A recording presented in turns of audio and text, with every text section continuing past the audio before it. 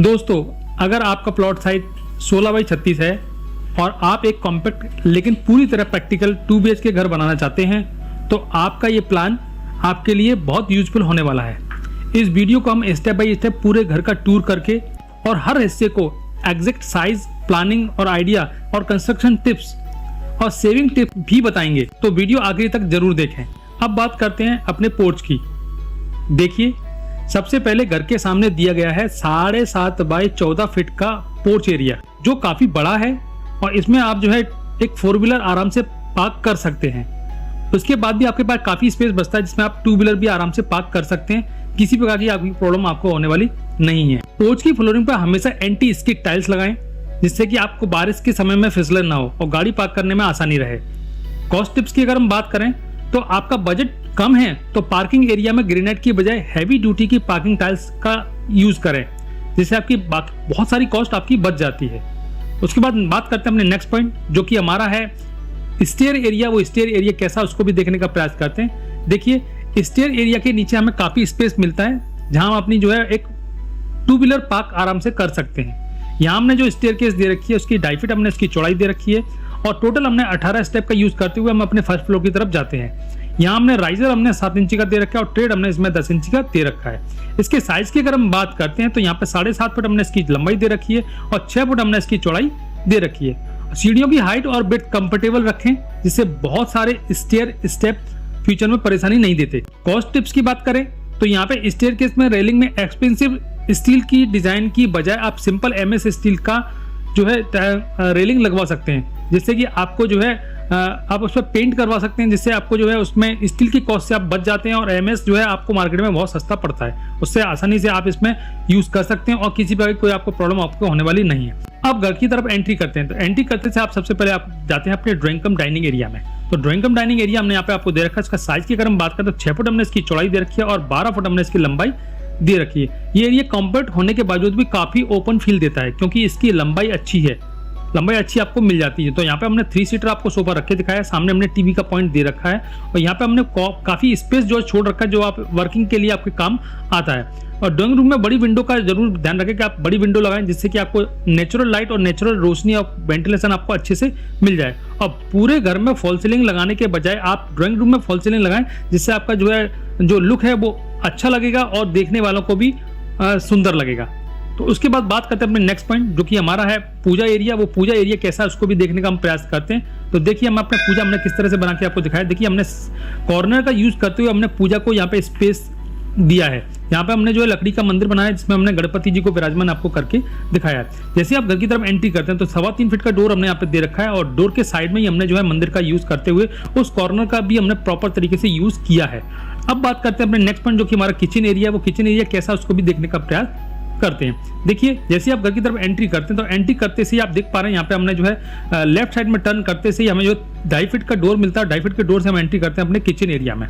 तो kitchen area की बात करें तो यहाँ पे हमने 7.5 इसकी चौड़ाई दे रखी है और 6 फुट हमने इसकी लंबाई दे रखी है। छोटे प्लॉट के हिसाब से किचन काफी प्रैक्टिकल हमने रखा है। तो यहाँ पे हमने कॉर्नर में फ्रिज रखा है, यहाँ L शेप में हमने प्लेटफॉर्म लगा के दिखाया है, कॉर्नर में हमने सिंक दे रखी है, सामने हमने जो है एक गैस चूल्हा आपको लगा के दिखाया जिसमें वेंटिलेशन के लिए हमने एक विंडो दे रखी है जो कि हमारी 2 फुट चौड़ी विंडो है जो हमारे पोर्च साइड में ओपन होती है, जिससे आप आराम से इस किचन का प्रॉपर तरीके से वेंटिलेशन कर सकते हैं। विंडो हमारे 2 काम करती है, एक तो हमारे वेंटिलेशन का काम करती है और आने जाने वालों पर नजर हमें किचन में रहते हुए ही कर सकते हैं। ये ओपन ऊपर और नीचे दोनों तरफ हमने फर्नीचर का यूज किया है जो कि प्रैक्टिकल है और मॉडर्न किचन का लुक देती है। तो यहाँ पर देखने में इस किचन बहुत सुंदर लग रही है। नेक्स्ट पॉइंट की अगर हम बात, इसके टिप्स की अगर हम बात करें तो किचन में L शेप में प्लेटफॉर्म ज्यादा यूजफुल रहता है क्योंकि जो है वर्किंग एरिया इसका बढ़ जाता है। अगर कंप्लीट मॉड्यूलर किचन के बजाय आप ग्रेनाइट प्लेटफॉर्म और लेमिनेट शटर का यूज करें जिससे आपके पैसे बच जाते हैं। किचन में अपने जो है चिमनी का पॉइंट और फ्रिज का पॉइंट पहले से ही डिसाइड कर लें जिससे कि आपको बाद में किसी प्रकार का खर्चा न करना पड़े। नेक्स्ट पॉइंट जो है हमारा मास्टर बेडरूम है। मास्टर बेडरूम कैसा उसको भी देखने का हम प्रयास करते हैं। तो चलते हैं अपने मास्टर बेडरूम की तरफ। देखिए, सबसे पीछे हमने जो है यहाँ पे मास्टर बेडरूम आपको बना के दिखाया है। इसकी एंट्री हमने ड्राइंग कम डाइनिंग एरिया से दे रखी है जो कि 3.25 फीट चौड़ी एंट्री है। एंट्री से दिख रहे हैं डबल बेड का पलंग लगा के दिखाया है, सामने टीवी का पॉइंट दे रखा है और साइड में हमने फर्नीचर के लिए जगह दे रखी है जिसमें आप मन चाह फर्नीचर लगा सकते हैं और स्टोरेज भी प्रॉपर तरीके से कर सकते हैं। इसके साइज की अगर हम बात करते हैं तो 10 फुट हमने इसकी चौड़ाई दे रखी है और 9 फुट हमने इसकी लंबाई दे रखी है। और ये जो रूम है वो फैमिली के हेड ऑफ द फैमिली का रूम रहता है जो पीसफुल एरिया है, जो कि हमने सबसे पीछे रखा है, तो रोड साइड में ना होते हुए हमने पीछे रखा है, जिससे कि हमें पूरी शांति मिले, हमें किसी प्रकार की कोई प्रॉब्लम आपको ना हो और कंफर्टेबल भी फील हो। बेडरूम में बेड रखने के बाद भी ऐसा स्पेस बचना है जिससे हम प्रॉपर तरीके से रूम में वॉक कर सके। ठीक है, वॉल पे हमने वार्डरोब का परमानेंट बनाने के बजाय आप जो है मूवेबल वार्डरोब का यूज करें, जिससे कि हमें स्पेस की बचत होती रहे, हमें उसकी प्रॉपर तरीके से सफाई कर सके। अब बेडरूम में लाइट कलर का यूज करें, जिससे कि आपको ये रूम बड़ा दिखेगा। अगर आप डार्क कलर का यूज करेंगे तो हमारी रोशनी जो है हमें वापस लौट के नहीं आएगी और हमें रूम छोटा दिखाई देगा। तो कोशिश करें आप लाइट कलर का यूज करें।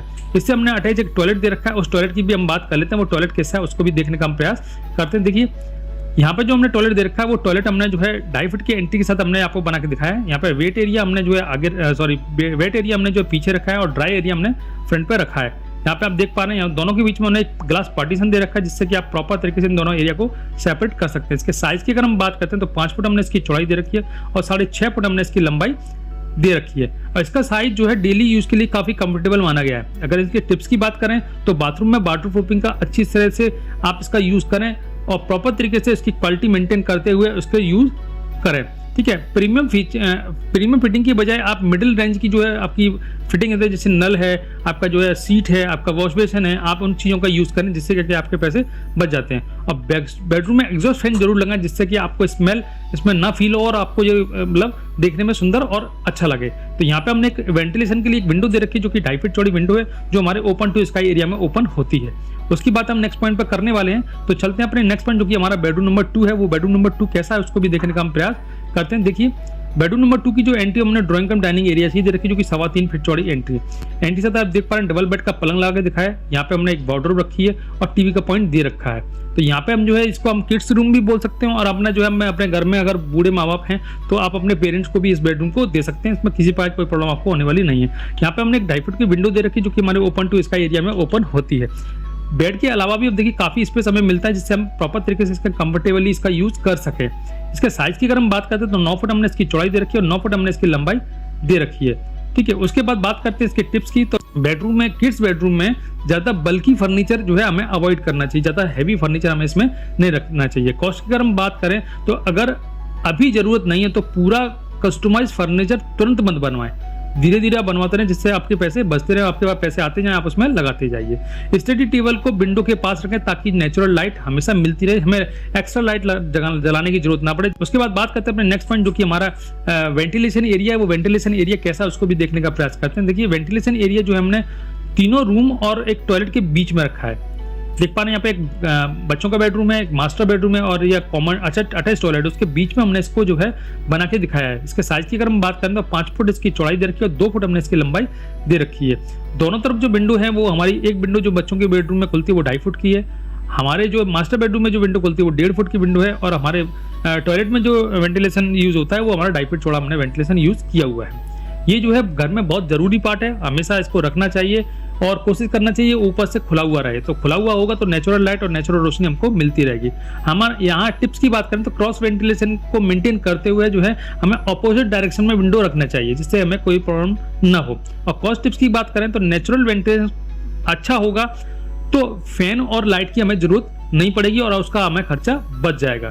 तो कोशिश करें कि इस तरह से यूज करें कि जिससे हमें जो है किसी प्रकार की कोई प्रॉब्लम ना हो।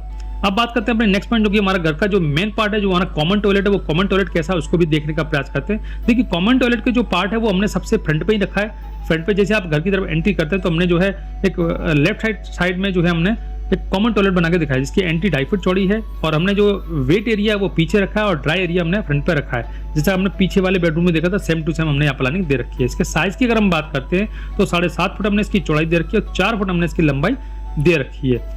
दूसरे बेडरूम दोनों के लिए आसानी से एक्सेसिबल है, मतलब दूसरा बेडरूम भी आ सकता है और बाद में कोई आपका गेस्ट वगैरह है तो भी आसानी से इसका यूज कर सकता है। इसकी टिप्स की अगर हम बात करें तो कॉमन टॉयलेट में फ्लोर स्लोप सही रखें ताकि पानी जमा ना हो, मतलब फ्लोर का जो स्लोप होता है वो सही से रखें जिससे कि आप पानी एक जगह जमा ना हो, जो आपका ड्रेनेज है प्रॉपर उसमें पानी चला जाए। और कॉस्ट टिप्स की बात करें तो सिंपल वॉल टाइल और डिजाइनर फ्लोर टाइल्स का कॉम्बिनेशन बजट फ्रेंडली रहता है, मतलब कोशिश करें कि आपका जो है जो दीवार पे हमने टाइल्स लगाई है उसी का कॉम्बिनेशन मिलाते हुए हमें फ्लोर पर टाइल्स का यूज करना चाहिए। अगर हम अलग अलग टाइल्स का यूज करेंगे तो हमारा बजट बढ़ता है, तो हमें कोशिश करना चाहिए कि दोनों एक ही टाइल्स होना चाहिए जिससे हमें बजट फ्रेंडली फील हो। ठीक है, उसके बाद बात करते हैं नेक्स्ट पॉइंट जो कि हमारा है ओवरऑल प्लानिंग कैसी है उसको भी देखने का प्रयास करते हैं। देखिए तो यहाँ पे हमने 16x36 की टोटल आपको प्लानिंग बना के दिखाई। इसमें 2 बेडरूम है, एक किचन है, एक जो है हमारा ड्राइंग एरिया है, अटैच टॉयलेट है, एक कॉमन टॉयलेट है और यहाँ पर हमने जो कार पार्किंग बना के दिखाई है। आपके बार अगर 2 व्हीलर भी है तो आप यहाँ जीने के नीचे सीढ़ी के नीचे हमें काफ़ी स्पेस मिलता है, वहाँ आप जो है आराम से इसको स्टोर लगा सकते हैं, इसमें कोई प्रॉब्लम नहीं होती। यहाँ हम कंस्ट्रक्शन कॉस्ट की भी बात कर लेते हैं। तो यहाँ पे जो है हमने फिनिशिंग, अगर नॉर्मल कॉस्ट की फिनिशिंग की बात करें तो 7 से 9 लाख के रुपए बीच में आपका ये खर्चा इसमें आ जाता है। और अगर हम प्रीमियम लुक में बनाना चाहते हैं, अगर हम स्टैंडर्ड लुक में और प्रीमियम लुक में अगर बनाना चाहते हैं तो इसमें 12 लाख रुपए तक का खर्चा आ सकता है। तो दोस्तों ये था 16x36 का कॉम्पैक्ट और स्मार्ट 2 BHK हाउस प्लान, जिसमें हमने पार्किंग, स्टेयरकेस, पूजा स्पेस, 2 बेडरूम, प्रॉपर वेंटिलेशन सब कुछ हमने दिखाया है। अगर आपको ये प्लान पसंद आया हो तो वीडियो को लाइक करें, चैनल को सब्सक्राइब करें और कमेंट करके ये जरूर बताएं कि अगला कौन सा हाउस प्लान आप देखना चाहते हैं। तो मिलते हैं अपने अगले वीडियो में। नमस्कार।